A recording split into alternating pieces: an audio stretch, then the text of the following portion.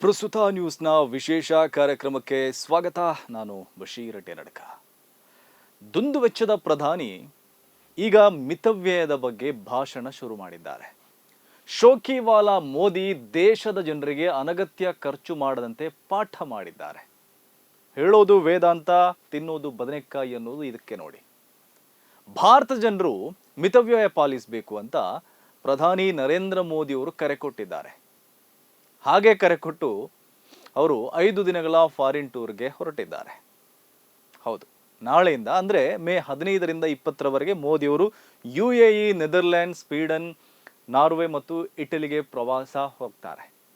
ಭಾರತೀಯರು ಈಗ ಮಿತವ್ಯಯ ಮಾಡಬೇಕು ಅಂತ ಬಯಸುವ ಮೋದಿಯವರು ಲಕ್ಷಾಂತರ ಮೌಲ್ಯದ ಡ್ರೆಸ್ ಧರಿಸಿ 12 ಕೋಟಿಯ ಮರ್ಸಿಡೀಸ್ ಕಾರ್ನಲ್ಲಿ ವಿಮಾನ ನಿಲ್ದಾಣಕ್ಕೆ ಹೋಗಿ ಅಲ್ಲಿಂದ 8,000 ಕೋಟಿಯ ವಿಮಾನ ಹತ್ತಿ 5 ದೇಶಗಳಿಗೆ ಟೂರ್ ಹೋಗಲಿದ್ದಾರೆ.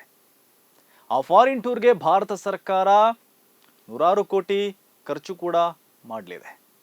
ಮೋದಿಯವರು ಸರ್ಕಾರದ ಬೊಕ್ಕಸದಿಂದ ಕೋಟಿ ಕೋಟಿ ಖರ್ಚು ಮಾಡಿ ಅಲ್ಲಿ ಮಜಾ ಮಾಡಿ ಬರ್ತಾರೆ.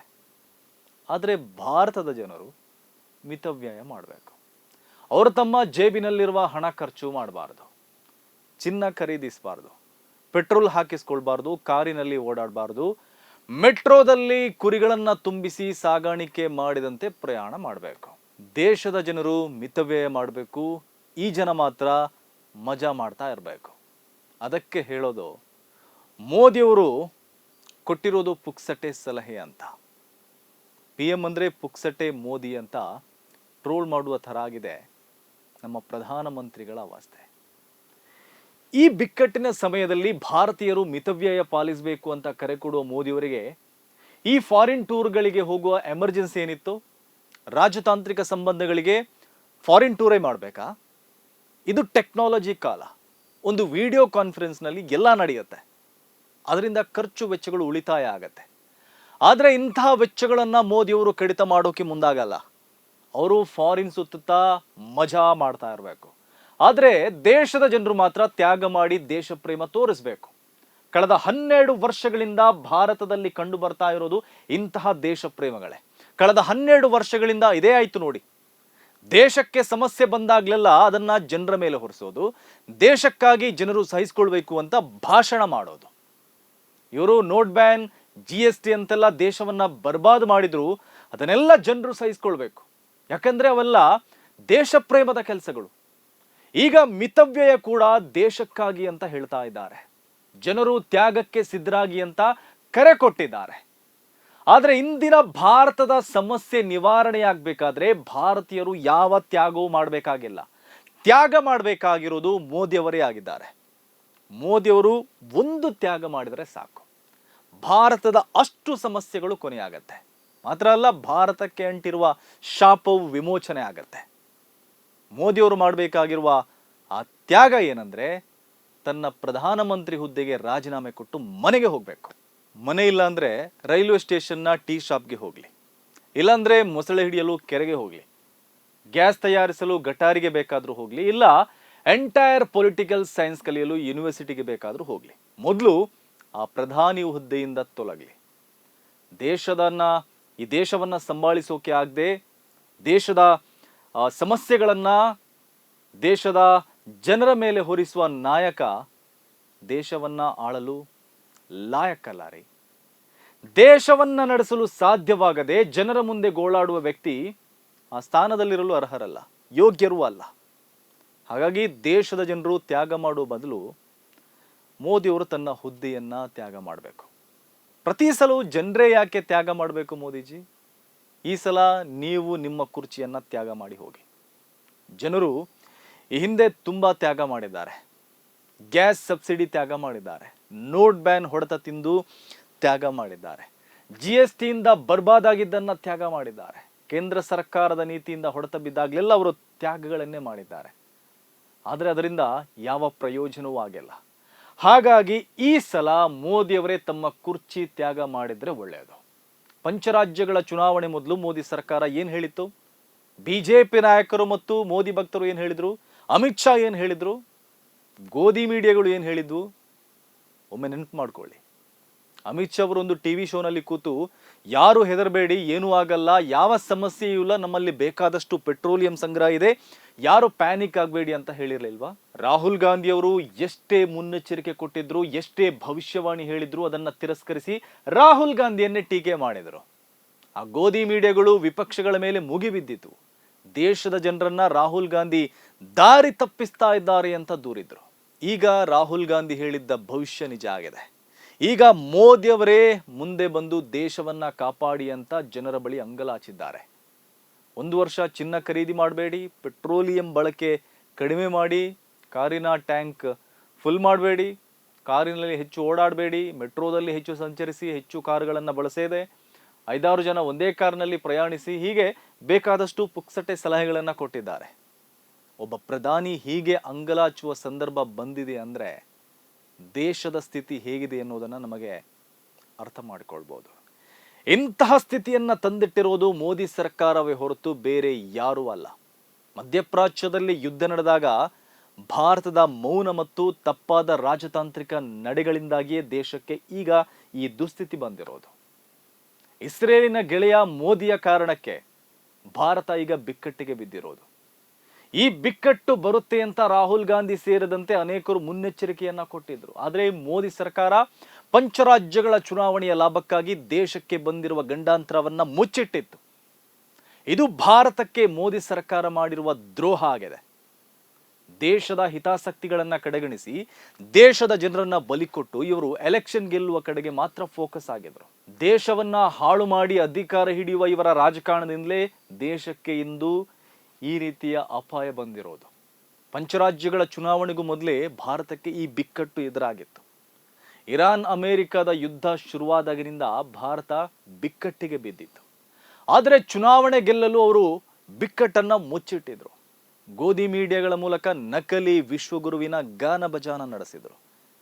ಆಗ ಅವರಿಗೆ ಬಿಕ್ಕಟ್ಟನ್ನ ದೇಶಕ್ಕೆ ತಿಳಿಸಬೇಕು, ಮಿತವ್ಯಯಕ್ಕೆ ಮನವಿ ಮಾಡಬೇಕು ಅಂತ ಅನಿಸಿರ್ಲಿಲ್ಲ. ಯಾಕಂದ್ರೆ ವಾಸ್ತವವನ್ನ ತೆರೆದಿಟ್ರೆ ಚುನಾವಣೆಯಲ್ಲಿ ಬಿಜೆಪಿಗೆ ಲಾಸ್ ಆಗುತ್ತೆ. ಅದಕ್ಕಾಗಿ ಸತ್ಯವನ್ನ ಮರೆಮಾಚಿ ಚುನಾವಣೆ ಗೆಲ್ಲೋಕೆ ನೋಡಿದ್ರು. ಇವರು ಪಂಚರಾಜ್ಯಗಳ ಚುನಾವಣೆಗಾಗಿ 100 ಕೋಟಿ ಖರ್ಚು ಮಾಡಿದ್ರು. ಸಾಂವಿಧಾನಿಕ ಸಂಸ್ಥೆಗಳನ್ನ ದುರ್ಬಳಕೆ ಮಾಡಿಕೊಳ್ಳಲು ಬೇಕಾದಷ್ಟು ಖರ್ಚು ಮಾಡಿದ್ರು. ವಿಪಕ್ಷದವರನ್ನ ಖರೀದಿ ಮಾಡಲು ಖರ್ಚು ಮಾಡಿದ್ರು. ಮೋದಿ, ಅಮಿತ್ ಶಾ, ಯೋಗಿಯ ಸಾರ್ವಜನಿಕ ಸಭೆಗಳಿಗೆ ನೀರಿನಂತೆ ಹಣ ಖರ್ಚು ಮಾಡಿದ್ರು. ಕಳೆದ 2 ತಿಂಗಳಲ್ಲಿ ಕೋಟಿ ಕೋಟಿ ಖರ್ಚು ಮಾಡುವಾಗ ಇವರಿಗೆ ದೇಶಕ್ಕೆ ಬಂದಿರುವ ಬಿಕ್ಕಟ್ಟಿನ ಅರಿವಿತ್ತು. ಆದರೂ ಆ ಬಿಕ್ಕಟ್ಟನ್ನು ಮುಚ್ಚಿಟ್ಟು ಚುನಾವಣೆ ಗೆಲ್ಲಲು ದೇಶದ ಹಿತಾಸಕ್ತಿಗಳನ್ನೇ ಬಲಿಕೊಟ್ರು. ಚುನಾವಣೆಯಲ್ಲಿ ಮೋದಿ ಸರ್ಕಾರದ ಕೈ ಮೇಲಾಯಿತು. ಬಿಜೆಪಿಗೆ ಮುನ್ನಡೆ ಸಿಕ್ತು. ಆದರೆ ದೇಶ ಹಿನ್ನಡೆಯಲ್ಲಿದೆ. ಈಗ ಬಂದು ದೇಶದ ಮುಂದೆ ಅಂಗಲಾಸ್ತಾ ಇದ್ದಾರೆ. ದೇಶದ ಜನರಿಗೆ ಪುಕ್ಸಟೆ ಸಲಹೆಯನ್ನ ಕೊಡ್ತಾ ಇದ್ದಾರೆ. ಮಿಸ್ಟರ್ ಮೋದಿಜಿ, ನೀವು ಜನರಿಗೆ ಬೋಧಿಸುವ ಮೊದಲು ಅದನ್ನ ನೀವು ಪಾಲನೆ ಮಾಡಬೇಕು. ನಿಮಗೆ ಓಡಾಡಲು Mercedes, Maybach, BMW, Range Rover, Land Cruiser ಎಲ್ಲ ಯಾಕೆ ಬೇಕು? ನೀವು ಅಂಬಾಸಿಡರ್ ಕಾರ್ನಲ್ಲೇ ಓಡಾಡಿ. ನೆಹರು ಕಾಲದಿಂದ ಹಿಡಿದು ದೇವೇಗೌಡರ ಕಾಲದವರೆಗೆ ಪ್ರಧಾನಿಗಳೆಲ್ಲ ಅಂಬಾಸಿಡರ್ ಕಾರ್ ಬಳಸಿದ್ರು. ಬಳಿಕ ವಾಜಪೇಯಿ ಅವರು ದುಬಾರಿ BMW ಕಾರ್ ತಂದಿದ್ರು. ವಾಜಪೇಯಿ ಅವರ BMW ಕಾರನ್ನೇ ಮನಮೋಹನ್ ಸಿಂಗ್ ಅವರು 10 ವರ್ಷಗಳ ಕಾಲ ಬಳಸಿದ್ರು. ಆದರೆ ಮೋದಿಯವರು ಬಂದು 16 ಕೋಟಿ ಮೌಲ್ಯದ ಹೊಸ ಕಾರುಗಳನ್ನು ಖರೀದಿಸಿದ್ರು. ಪ್ರಧಾನಮಂತ್ರಿಗಾಗಿ 8,000 ಕೋಟಿ ಮೌಲ್ಯದ ವಿಮಾನವನ್ನ ಖರೀದಿಸಲಾಯಿತು. ಪ್ರಧಾನಮಂತ್ರಿಯ ರಕ್ಷಣೆಗಾಗಿ ಈ ದೇಶ ವರ್ಷಕ್ಕೆ 100 ಕೋಟಿ ರೂಪಾಯಿ ಖರ್ಚು ಮಾಡುತ್ತೆ. SPG ಭದ್ರತೆಯೊಂದಕ್ಕೆ ವಾರ್ಷಿಕ 600 ಕೋಟಿಗೂ ಅಧಿಕ ಖರ್ಚು ಮಾಡಲಾಗುತ್ತೆ ಅಂತ ವರದಿ ಹೇಳುತ್ತೆ. ಇನ್ನು ಪ್ರಧಾನಿಯ ವೇತನ, ಆಡಳಿತ ವೆಚ್ಚ, ಪ್ರಯಾಣ, ವಾಸ್ತವ್ಯ, ವಿದೇಶ ಪ್ರವಾಸಕ್ಕೆ, ರಾಜಾತಿಥ್ಯಕ್ಕೆ, ಹಾಗೆ ಹಲವಾರು ವ್ಯವಸ್ಥೆಗಳಿಗೆ 100 ಕೋಟಿ ಖರ್ಚು ಮಾಡಲಾಗತ್ತೆ. ಅದ್ಯಾವುದರಲ್ಲೂ ಮಿತವ್ಯಯ ಪಾಲನೆ ಮಾಡಲು ಮೋದಿಯವರು ಹೇಳಲ್ಲ. ಪ್ರಧಾನಿ ಮೋದಿಯವರಿಗಾಗಿ ಈ ದೇಶ ಖರ್ಚು ಮಾಡುವುದರಲ್ಲಿ ಹೆಚ್ಚಿನವು ಅನಗತ್ಯ ವೆಚ್ಚಗಳು.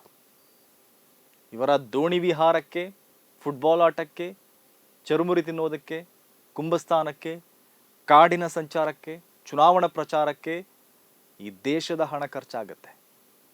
ಇವರು ದೇವಸ್ಥಾನ ಸುತ್ತುತ್ತಾ ಹಿಂದೂ ಹೃದಯ ಸಾಮ್ರಾಟ ತರ ಪೋಸ್ಟ್ ಕೊಡೋದಕ್ಕೆ ಸರ್ಕಾರದ ಬೊಕ್ಕಸದ ಹಣ ಬಳಕೆ ಆಗ್ತಾ ಇದೆ. ಇವರು ಪಂಚರಾಜ್ಯಗಳಲ್ಲಿ ರ್ಯಾಲಿ ಮಾಡಿದ್ದು, ಹೌರಾ ನದಿಯಲ್ಲಿ ದೋಣಿ ವಿಹಾರ ಮಾಡಿದ್ದು, ಬಂಗಾಳದಲ್ಲಿ ಚುರುಮುರಿ ತಿಂದಿದ್ದು, ಸಿಕ್ಕಿಂನಲ್ಲಿ ಫುಟ್ಬಾಲ್ ಆಡಿದ್ದು, UPಯಲ್ಲಿ ಕುಂಭಸ್ಥಾನ ಮಾಡಿದ್ದು, ಅದೆಷ್ಟೋ ದೇವಸ್ಥಾನಗಳನ್ನು ಸುತ್ತಿದ್ದು ಸರ್ಕಾರದ ಕೆಲಸವ? ಈ ಅನಗತ್ಯ ಖರ್ಚುಗಳನ್ನು ಮೋದಿಯವರು ಕಡಿತ ಮಾಡಿದರೆ, ಮಿತವ್ಯಯ ಪಾಲಿಸಿದರೆ ಅದೆಷ್ಟೋ ಕೋಟಿ ಉಳಿತಾಯ ಆಗತ್ತೆ. ಮೊದಲು ಅದನ್ನ ಮಾಡಲಿ, ಆ ನಂತರ ಪುಕ್ಸಟೆ ಸಲಹೆ ಕೊಟ್ಟರೆ ಸಾಕು.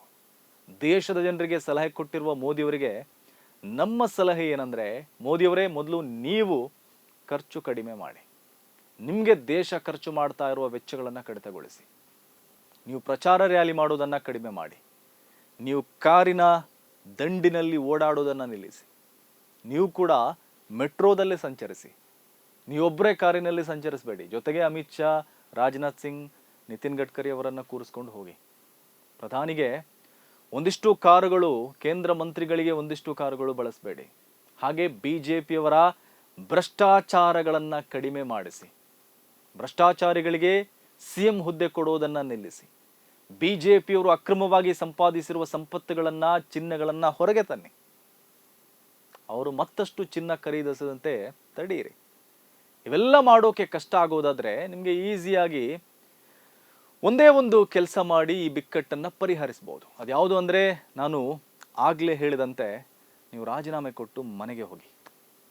ಆಡಳಿತ ನಡೆಸಲು ವಿಫಲಗೊಂಡು ದೇಶದ ಜನರ ಮುಂದೆ ಅಂಗಲಾಚುವ ವ್ಯಕ್ತಿ ದೇಶವನ್ನ ಮುನ್ನಡೆಸಲು ಅರ್ಹನೇ ಅಲ್ಲ. ಹಾಗಾಗಿ ಮೋದಿಯವರು ರಾಷ್ಟ್ರಪತಿಗೆ ನೀಡುವ ತ್ಯಾಗ ಪತ್ರವೇ ಈ ದೇಶವನ್ನ ಸಂಕಷ್ಟದಿಂದ ಪಾರು ಮಾಡುತ್ತೆ. ಮೋದಿಯವರು ಮೊದಲು ಆ ಕೆಲಸವನ್ನ ಮಾಡಲಿ ಅನ್ನೋದು ನಮ್ಮ ಸಲಹೆ. ಇದು ಇವತ್ತಿನ ಪ್ರಸ್ತುತ ನ್ಯೂಸ್ ವಿಶೇಷ. ಸುದ್ದಿಗಳ ವಸ್ತುನಿಷ್ಠ ವಿಶ್ಲೇಷಣೆಗಾಗಿ ನೋಡ್ತಾ ಇರಿ ಪ್ರಸ್ತುತ ನ್ಯೂಸ್.